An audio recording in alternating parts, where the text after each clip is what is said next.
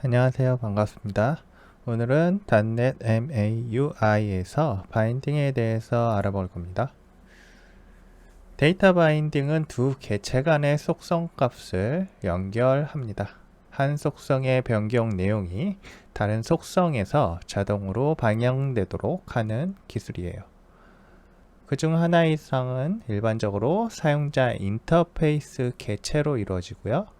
이러한 두 객체는 대상 및 원본이라고 합니다. source, target 이런 식으로 이야기를 한다는 거예요. 그래서 target, 대상은 데이터 바인딩이 설정된 객체를 이야기하고요.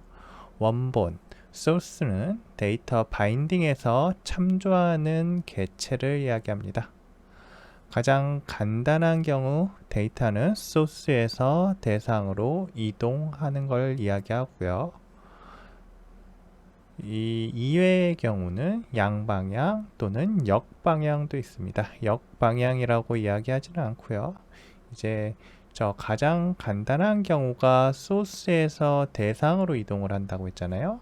그럼 반대의 경우는 대상에서 소스로 이동하는 걸 이야기해요. 그리고 소스에서 대상으로 한 번만 이동하게 되는 것도 있습니다. 이럴 경우에는 바인딩 컨텍스트가 변경되지 않는 한 한 번만 이벤트가 발생하여서 데이터가 이동하게 됩니다. 자, 그러면 일단 코드를 한번 확인해 볼게요. 지금 제가 메인 페이지라는 걸 하나 만들었고요. 메인 페이지는 레이블과 슬라이더를 가지고 있어요. 이 슬라이더의 변경 내용이 레이블에 적용되도록 할 겁니다. 네, 지금부터 그 작업을 할 건데요. 어떤 식의 변경 작업을 할 거냐면요.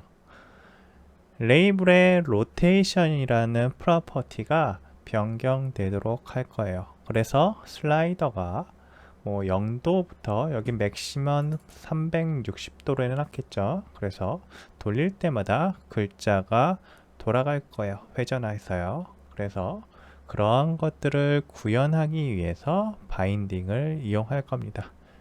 자, 일단 코드에서 이거 같은 경우에는 어떻게 표현하는지 볼게요. 비하인드 코드로 가고요. init bindings라는 게 제가 만들어 놓은 펑션이 있어요. 여기에다가 코딩을 해 보겠습니다. 레이블에다가요. 바인딩 컨텍스트를 둘 거예요. 슬라이더를 바인딩 컨텍스트로 둘 거고 이 레이블에 바인딩을 할 건데 레이블 rotation property 라고 해서 로테이션에 대해서 바인딩을 할 겁니다. 자, 값은 슬라이더의 value를 이용할 거예요. 자, 이렇게 하게 되면 슬라이더의 value가 변경될 때마다 레이블의 로테이션 프로퍼티의 값이 이동하게 되겠죠. 그러면 로테이션이 변경되게 됩니다.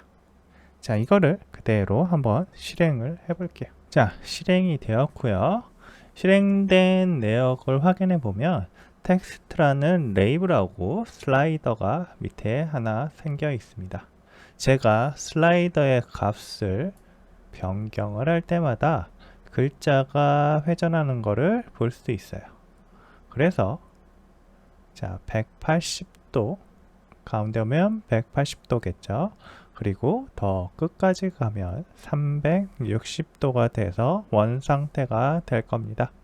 자, 이런 식으로 글자를 회전시키는 것을 데이터 바인딩을 이용해서 연결해 봤어요.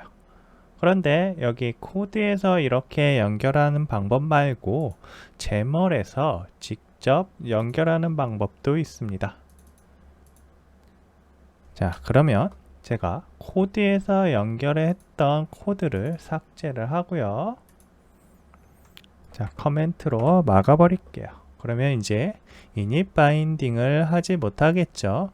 그리고 대신에 제머를 통해서 바인딩을 연결해 볼게요. vertical 옵션 밑에다가 바인딩 컨텍스트라는 값을 주고요. x reference라는 걸 주세요. 그리고 name은 슬라이더라고 합니다.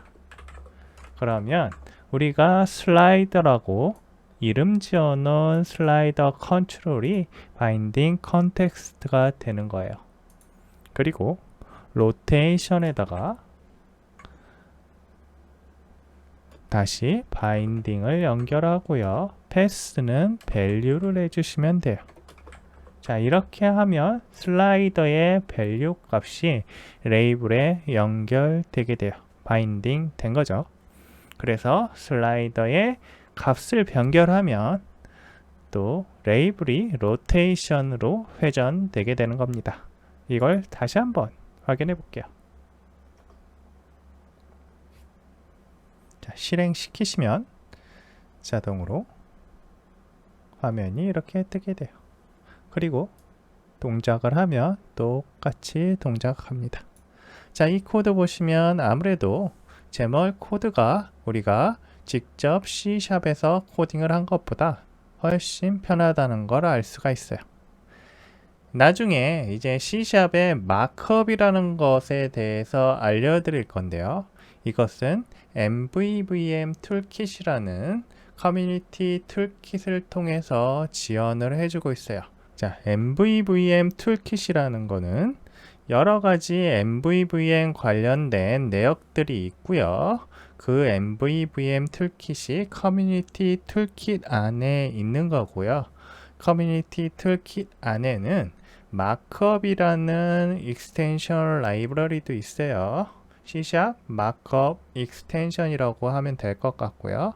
코드에서 최대한 제멀과 비슷하게 코딩을 할 수 있도록 만들어 놓은 거예요. 네. 그래서 플루터를 사용해 보신 분들은 알겠지만 그것과 비슷합니다. 이전에 만약에 자마린 폼 같은 걸 쓰셨던 분들이라면 코맷이라는 걸 아실 텐데 이 코맷이라는 라이브러리도 이것과 비슷합니다.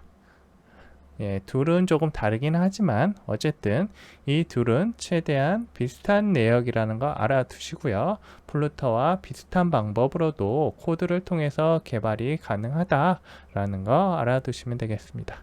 어쨌든 그러한 코딩 방식은 제멀과 비슷해서 코딩을 할 때 이 뒤쪽에서 코딩하기 편합니다. 이렇게 레이블.바인딩 컨텍스트 형태로 코딩하지 않아요. 그 부분은 나중에 알려드릴게요. 여기는 저희가 뭐 set binding이니 뭐니 해서 뭐 코드들이 아무래도 좀 지저분하죠. 네, 그런 거 없을 겁니다. 어쨌든 이러한 부분들이 있었고요. 이 레이블 컨트롤러에서 바인딩 컨텍스트를 이런 식으로 참조하지 않고 삭제하고 사용할 수도 있습니다. 그럴 경우에는 소스를 지정을 해주면 되거든요. 그럴 때 이 바인딩 태그만 가지고도 소스를 지정할 수가 있어요. 자, XAML에서 할 수 있는 방법도 있고 코드에서 할 수 있는 방법도 있는데요. 이번에는 코드에서 할 수 있는 방법을 한번 알아보겠습니다. 그래서 뷰 코드로 가셔가지고 init bindings라고 있는데요. init bindings를 자, 여기에 레이블 바인딩 컨텍스트를 삭제하고요. 레이블 set binding 두 번째 파라미터를 변경을 해줄 겁니다. new binding이라고 하고요. 이 안쪽에다가 value와 소스를 지정을 해줄 거예요. 소스는 슬라이더가 될 거다 라고 하면 바인딩 컨텍스트 없이도 동작이 가능하게 할 수 있습니다. 그래서 init binding을 다시 열어주고요. 이전에 만들어 놓은 XAML의 코드를 삭제를 할게요. 그리고 다시 한번 컴파일하고 실행해 보겠습니다. 그러면 바로 실행이 될 거고요.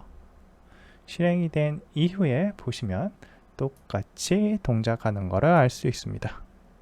자, 이것과 마찬가지로 이걸 또 제멀에서도 할 수 있어요. 우리는 방금 코드에서 처리를 했고요. 제멀상에서는 저거를 또 어떻게 표현할 수 있는지 확인할 수 있어요. 그러면 다시 뷰 코드로 가셔가지고 여기를 막겠습니다. 막고요. 제멀에서도 처리를 할 수 있고요. 제가 미리 코딩을 해놨으니까 복사를 해서 보여드리겠습니다. 여기 보시면 로테이션 바인딩에 밸류를 넣었고요. 소스에 레퍼런스로 슬라이더를 지정을 해놨어요. 이렇게 하게 되면 바인딩 컨텍스트로 따로 슬라이더를 지정해야 되는 부분을 소스가 담당해서 처리하게 됩니다. 이렇게 하면 한 줄로 처리가 되겠죠. 자, 이것도 실행을 해볼게요. 또 똑같이 동작하는지 확인을 해봐야 되니까요. 해보시면 똑같이 동작을 합니다. 자, 텍스트가 나왔고요. 동작하는 거 보이시죠? 자, 그리고 또 어떤 경우가 있냐면 inheritance라는 방식을 사용할 수도 있어요. 이걸 inheritance라고 해야 될지 모르겠으나 실제적으로 컨텍스트를 상위에 두는 거예요. 그래서 바인딩 컨텍스트를 스택 레이아웃에 둬서 레이블과 슬라이더의 상위 뷰에다가 둡니다. 뷰 상위 레이아웃 패널이라고 해도 되겠죠.